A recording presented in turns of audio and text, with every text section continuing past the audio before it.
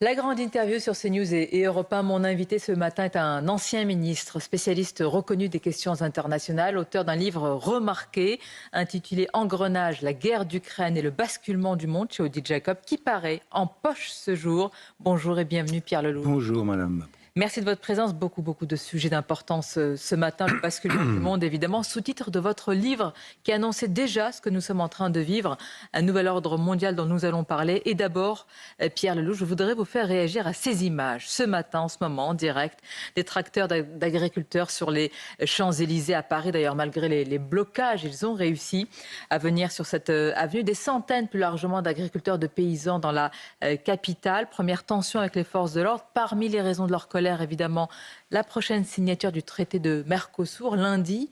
Que va symboliser cette date lors de cette signature, Pierre Lelouch? La fin d'années de mensonges. Là, on paye des années de mensonges. Moi, j'avais ce dossier sur mon bureau au commerce extérieur il y a 12 ans. Le Mercosur, c'est 25 ans de négociations. Le problème, c'était la protection de nos agriculteurs face à des exploitations énormes en Argentine ou au Brésil qui n'utilisent pas les mêmes antibiotiques et autres, avec beaucoup de choses que nous n'utilisons pas. Donc il y avait un problème de protection qui n'a jamais été réglé. Et on a raconté tout et le contraire.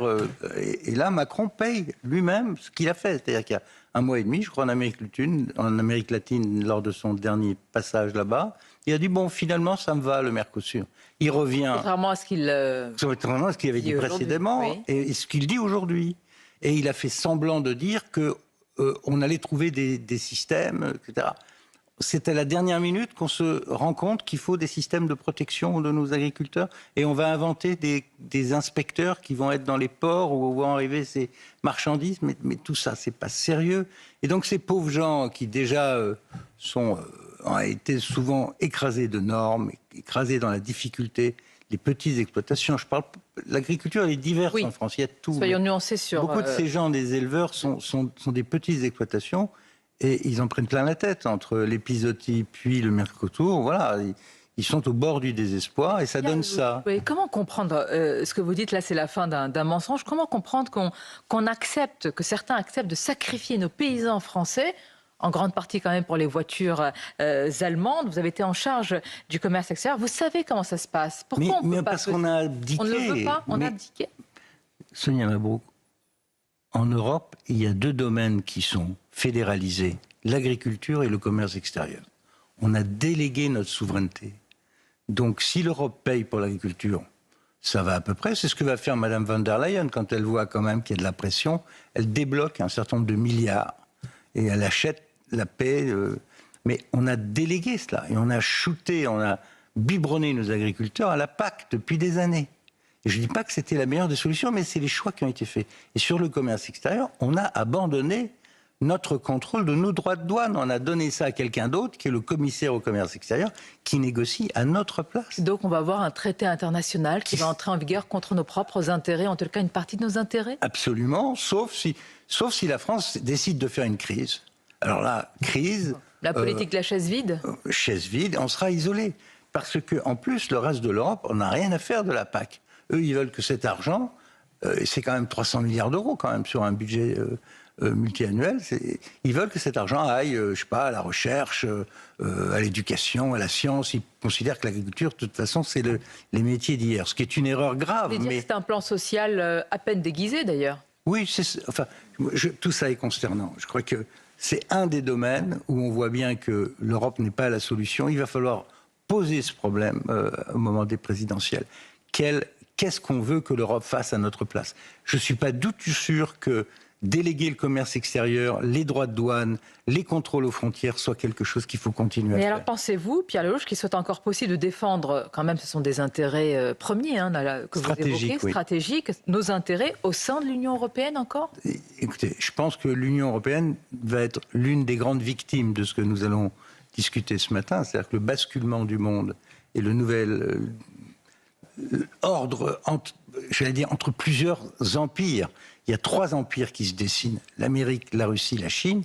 Au milieu de ça, l'Europe, elle est en train de payer les frais de cette redistribution des cartes. Et je ne suis pas du tout sûr que l'Union européenne survive à l'exercice. Parlons-en justement, ce basculement du monde encore plus marqué évidemment depuis le coup de force de Caracas. Hier encore, ce sont des images, Pierre Lellouche, impressionnantes d'un pétrolier russe qui tentait de contourner l'embargo sur le pétrole vénézuélien qui a été saisi par les Américains. Est-ce que tout ça, c'est justement d'abord plus largement l'aboutissement de ce basculement que vous décriviez déjà l'an dernier ? Dans le livre, j'ai dit la guerre, elle est en train de métastaser un peu partout. Mais là, de quoi il s'agit ? Il s'agit de pétrole vénézuélien transportés par des bateaux fantômes russes et autres pour contourner. C'était le syndicat des sanctionnés. Les Iraniens, les Vénézuéliens, les Russes s'arrangeaient pour quand même vendre du pétrole et le vendre à qui ? Aux Chinois, qui l'achetaient à bas prix. Et donc là, qu'est-ce qu'il fait Trump ? Trump dit, moi je veux le pétrole du Venezuela. Pas question que les Chinois l'aient, parce que Trump s'est rendu compte que depuis le 11 septembre, les Chinois ont pris le contrôle de l'Amérique du Sud. C'est ça qui se passe. Ils sont devenus le premier fournisseur de toute l'Amérique du Sud. Et l'Amérique du Nord se trouve minoritaire dans ce qu'elle considérait comme son jardin, son hémisphère. Donc lui, il veut le pétrole. Il a dit narco, tout ce qu'on veut, dictateur, ce qui est vrai, mais ce qu'il veut, c'est le pétrole. Ça, c'est la version la plus, voilà. évidemment. Mais pour avoir le pétrole, mais hors de question qu'il le vende ailleurs. Donc je bloque. Et donc il a fait un blocus et il a été chercher ce bateau-là qui était un bateau qui était allé au Venezuela avant l'enlèvement de Maduro. Le bateau avait fait marche arrière pour échapper au contrôle américain. Il se fait arrêter dans l'Atlantique Nord avec le drapeau russe peint dessus. Donc c'est dans cette situation. Et c'est là que ce matin, je le dis avec beaucoup de gravité. À l'âge que j'ai, au bout d'un demi-siècle quand même de travail sur les questions internationales, pour la première fois, j'ai peur. Je suis inquiet que quelqu'un fasse une bêtise et que ça dégénère dans la guerre. Qu'est-ce que ça veut dire une bêtise ? C'est-à-dire des réactions inconsidérées, des erreurs de calcul qui peuvent nous coûter extrêmement cher. Je dis dans le livre, plus cette guerre continue, plus il y a des risques de dérapage. C'est la première fois que vous dites ça, je ne vous ai jamais entendu dire ou parler de la peur justement. Écoutez, moi quand j'entends le secrétaire général de l'OTAN expliquait qu'il va y avoir des bains de sang et qu'il faut s'habituer à vivre comme nos parents et nos grands-parents dans la guerre. Quand j'entends le chef d'état-major français, excusez du peu, qui demande aux mères de se préparer à verser le sang des enfants, quand j'entends le ministre de la Défense allemand dire la même chose, le chef d'état-major de l'aviation britannique, il y a des gens en ce moment sont en train de fabriquer un discours de guerre qui est très anxiogène. Pour que préparer je ne la comprends paix pas. ou pour malheureusement accélérer le conflit. Mais, franchement, je ne sais pas à quoi ils jouent. Mais quand on voit en même temps le président des États-Unis qui capture un bateau russe en plein milieu de l'Atlantique, on se dit, bon, si ça dégénère, et en même temps des bateaux russes qui arrachent des câbles au large des États baltes, on voit bien qu'on est à des moments de friction extrêmement forts. La semaine dernière, les Chinois ont fait un véritable blocus de Taïwan, une sorte de répétition générale de la conquête de Taïwan. Et si Taïwan tombe, c'est toute l'industrie moderne, avec les microprocesseurs, qui s'arrête. Donc on est dans un moment extrêmement tendu. Et j'ai le sentiment que du côté français, on est dans le grand n'importe quoi. C'est-à-dire que là, on a un président de la République qui n'a plus rien à faire en politique intérieure. Il n'a plus de budget, il n'a plus de majorité. Le Parlement, c'est devenu n'importe quoi. Et un Premier ministre qui dit « je suis le plus faible ». Enfin, bon, il n'est plus dans le coup sur le plan intérieur. Qu'est-ce qu'il fait ? Il fait de l'international. Un jour, c'est Gaza, puis la reconnaissance de la Palestine. Un autre jour, c'est « je vais m'occuper de l'Ukraine ». Ou le Groenland, en affirmant Emmanuel Macron, je voudrais vous faire réagir, Pierre Lellouche, en disant « je ne peux pas croire que les Américains vont intervenir, acheter ou intervenir militairement ». Ça n'existe pas. Ça n'existe pas. Il a dit ça n'existe pas. Vous connaissez bien le sujet, le Groenland, vous êtes allé sur place, d'ailleurs sur une base américaine. Oui, j'étais président de l'Assemblée de l'OTAN, et à ce titre, j'ai été visiter cette base. Alors, je vais vous donner un petit scoop qui est connu par les experts, enfin certains. Le 28 janvier 1968, donc ça fait 58 ans, presque jour pour jour, un bombardier B-52 américain transportant 4 bombes thermonucléaires s'est écrasé en atterrissant dans cette base à Tulé. 3 bombes ont été récupérées, il y en a une qui est encore enfouie dans la glace. C'est ça la base de Tulé, et dans la base, il y a encore la porte du bombardier. Donc c'est dire que cet endroit est très stratégique, il l'était pendant la Deuxième Guerre mondiale, il l'était pendant la guerre froide, il est plein de minéraux, et surtout, dans la bande de libertariens californiens autour de Peter Thiel, il y a un tas de gens qui veulent faire des crypto-États, donc ils cherchent des endroits déserts pour fabriquer des zones franches libertariennes qui marchent à la crypto. Et savez-vous qui est l'ambassadeur américain au Danemark? L'ami de Peter Thiel et d'Elon Musk, qui est fondateur. Mais là, vous décrivez un scénario déjà écrit d'avance. Bien sûr Alors que nous protestons, l'Europe agite ses bras. Pour quel résultat? Je vais vous citer ce que disait Raymond Aron, qui fut mon maître. Les hommes savent qu'à la longue, le droit international doit se soumettre aux faits. Une grande puissance qui veut interdire les conquêtes à un rival doit s'armer et non proclamer à l'avance sa désapprobation morale. Vous avez de bons maîtres, effectivement. Voilà. C'est ça le sujet. Je vais vous citer ce que vous avez écrit sur Trump. Pour Trump, qu'importe les frontières, les États, mi-ennemis, le droit, si elle a besoin d'un territoire, l'Amérique le revendique. Ça veut dire que, contrairement à Emmanuel Macron, sans doute, c'est ce qui va se passer peut-être en nous réveillant demain matin ou un autre jour. Autrement dit, Pierre Louche, si un danger quelconque menace les intérêts américains, je ne sais pas, demain il faut s'attendre à des missiles Tomahawk, des bombardiers, le tout en dehors évidemment du droit international qui est proclamé là de... Si vous voulez, ce qui est nouveau avec Trump, c'est qu'avant on avait comme État révisionniste ceux qui voulaient changer le système. Il y avait d'abord les Chinois et les Russes qu'on a réunis ensemble, d'ailleurs à l'occasion de la guerre d'Ukraine. Nous, on a fabriqué l'alliance russo-chinoise. Très bien. Avec cette guerre non déclarée entre nous, l'OTAN, l'Ukraine contre la Russie. On a fabriqué l'alliance russo-chinoise. Et ceux-là veulent changer le système. La nouveauté avec Trump, c'est que lui aussi veut changer le système. Et il a cassé tout le système commercial, tout le système climatique, et il utilise la force quand il pense qu'il a besoin d'utiliser la force. Au Groenland, je pense qu'il va finir par acheter le truc aux 57 000 Inuits, qui ont d'ailleurs été maltraités par les Danois pendant des décennies, hein, avec, par exemple... interdiction de, comme on dit, ils ont bloqué la fertilité des femmes, stérilisation forcée des femmes inuites quand même pendant des années.